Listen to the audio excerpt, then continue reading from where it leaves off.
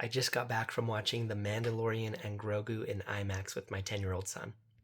And I don't think it's as bad as everybody's saying, but it might be as irrelevant as everybody's saying.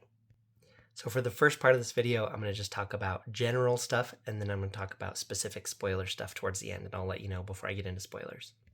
So we saw it in IMAX, and that was a good thing. It's awesome in IMAX. According to the internet, about 53 minutes of the movie are in expanded IMAX aspect ratio, and it definitely made a difference. So if you are going to go see it, I would definitely see it in IMAX if you can.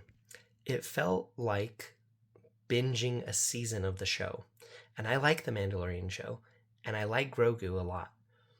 But I'm not a show binger. And so some people say that it's too long, and I think I agree with that. It just kind of kept going and going.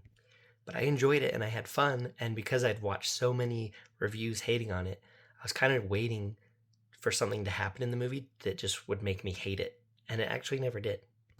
A lot of people complain about like how much cutesy stuff there is in it, or how much those little mechanic puppet guys or Grogu like doing their own thing, having their own adventures. I loved all that stuff. And I knew that when I was listening to other people's reviews complaining about how much Baby Yoda or Grogu or complaining about those weird mechanic guys. But I loved all those parts. I was totally riveted watching these little puppets doing stuff. And some of the criticisms that people have is that the story doesn't really matter in the big universe. And I agree with that, and that's okay. It's just like a little side story, kind of like the first two Ant-Man movies or kind of like little heist movies. Kind of just felt like that, just like a little side story, which fits in The Mandalorian. It's just kind of unfortunate that at the end of season 2, you got Luke Skywalker in there, which was really, really cool. And now they're kind of pulling away to the point where Lucasfilm is like afraid to do any of the big stuff. They're afraid to go do more like Force stuff or more Luke Skywalker stuff. So this isn't the Star Wars movie that I wanted. The Star Wars movie that I wanted would advance the story. We would learn more about the Force. We'd go deeper into the Force, the origins of the Force, and have characters that we know either from books or movies recast and tell interesting and relevant and big meaningful stories. However, it was fun. I totally had a fun time. I really liked seeing Zeb in a movie from Star Wars Rebels. I'm a huge Star Wars Rebels fan. Rata the Hutt. This isn't a spoiler. He's one of the main characters of this movie. He's a grown-up now. The last time we saw Rata the Hutt was from the Clone Wars movie.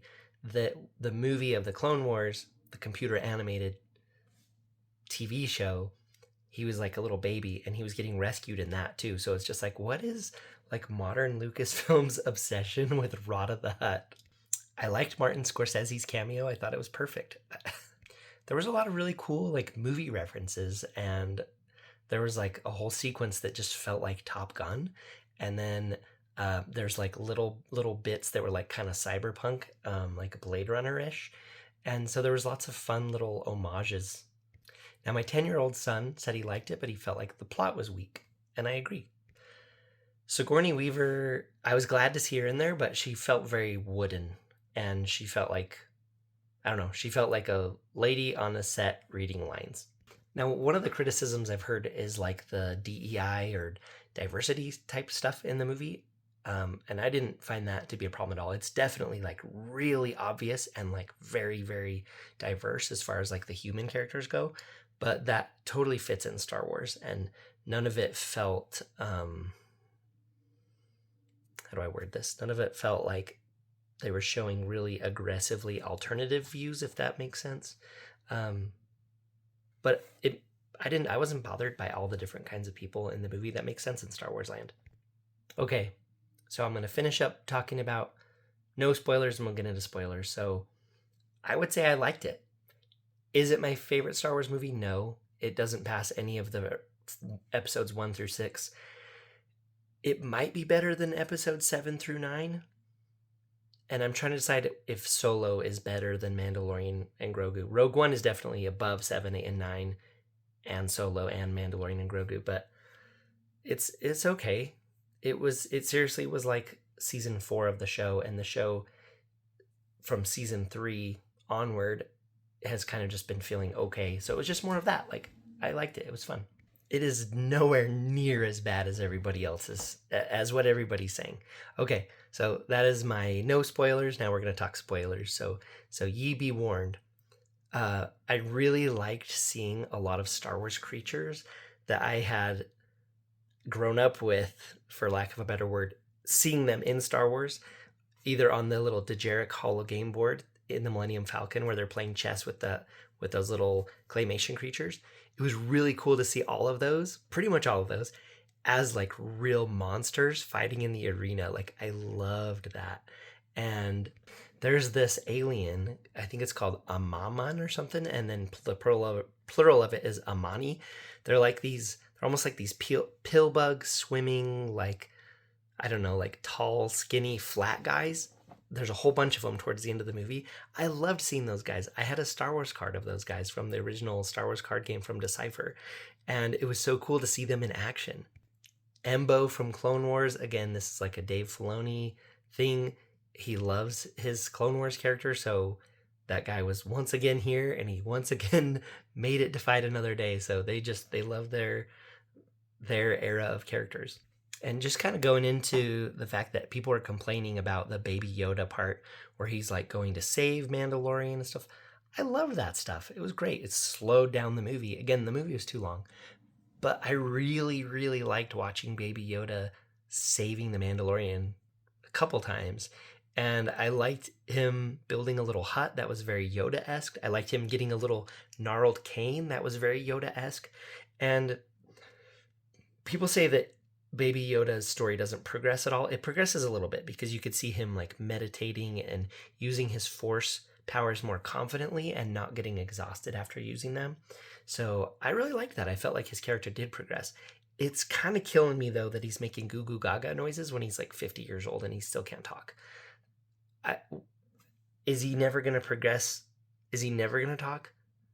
So I guess what I'm saying is I don't think we could have another movie or another season of the show just like this. Like, I think The Mandalorian and Grogu has come as far as it can go, but something big has to happen. It has something deep has to happen, because if we get another 2 hours and 12 minutes of this, it would be monotonous. So this isn't the Star Wars movie I want. I can't remember if I said that. It's really late. The Star Wars movie, yeah, I said the Star Wars movie I want. But it's the Star Wars movie we got, and I enjoyed it. But I'm a little worried that it's going to bomb so bad. The numbers are not looking good at the box office.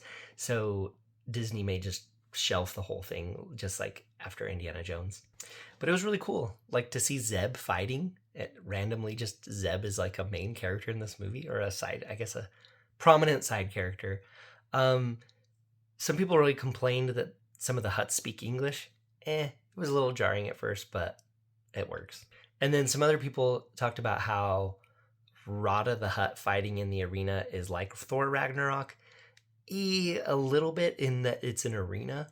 I loved when all the monsters got unleashed on the town. Like, that was crazy. I thought it was a very bold move and a very crazy move. And I felt like this movie was willing to just do kind of weird, crazy stuff. And I thought most of the time it worked. It pulled it off. Is this movie completely mindless? Nah, I don't think so. I don't think it's as bad as everybody's saying. I enjoyed it. I really liked those two large guards outside of the Twin Hut's little room. I felt like the fight with them was like stop motion. It felt like claymation, or like Ray Harryhausen. I don't know if they actually stop motion animated it, or if they computer animated it to look like claymation, but I thought it was a very cool homage to old special effects. And I saw that Phil Tippett was a consultant on here, and he's a master of miniature stop motion, so it makes sense.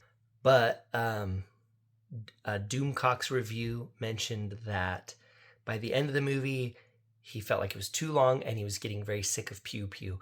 And I get that. Like, it was one monster fight after the other and just so much shooting, to the point where Mando is kind of like John Wick, just with all these headshots and stuff.